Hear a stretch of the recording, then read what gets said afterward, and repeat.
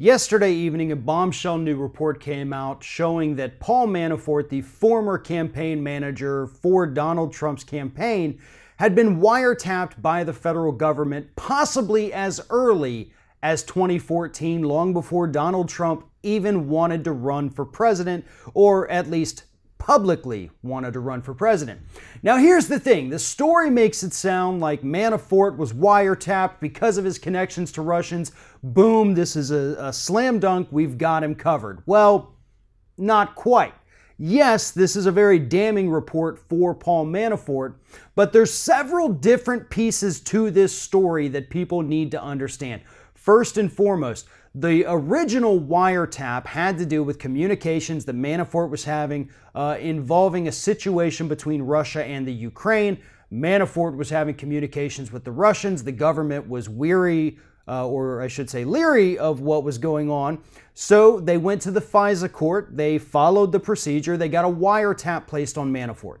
After some time, the initial wiretap yielded absolutely no evidence. They could not find any wrongdoing on Manafort's part, so that particular wiretap was dropped. However, in May of Donald Trump's campaign, Paul Manafort comes along, works as Donald Trump's campaign manager until about August when he is let go. But during that time, while he was Donald Trump's campaign manager, several communications emerged that caught the attention of the federal government between Manafort and Russian officials, which led them to believe that Manafort might be trying to work with the Russians in order to influence the outcome of the 2016 election. So they went back to the FISA court, got a new wiretap placed on Manafort, and that wiretap lasted until early 2017.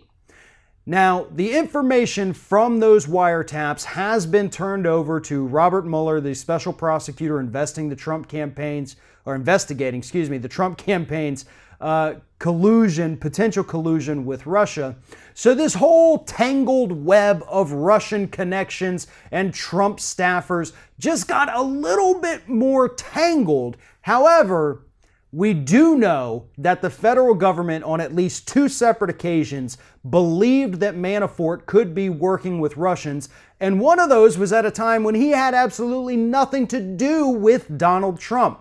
So it's likely that these communications, at least the second one, because the first one again produced absolutely no evidence, but it's likely that this second one could produce something that could lead to Manafort being indicted for his role in the collusion.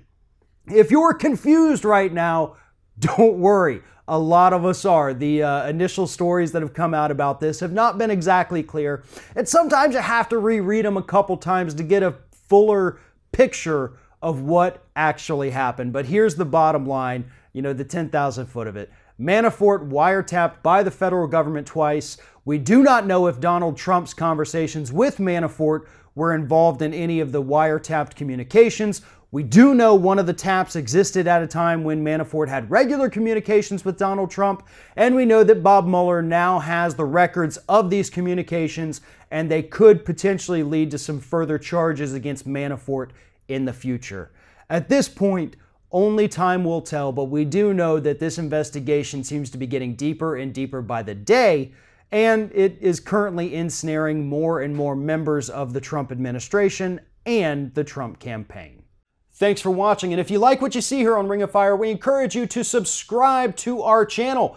You can see the little subscribe button down there, but if you're watching it on another device where you can't see it, go to youtube.com/TheRingOfFire, hit subscribe, be notified every time we get a new video.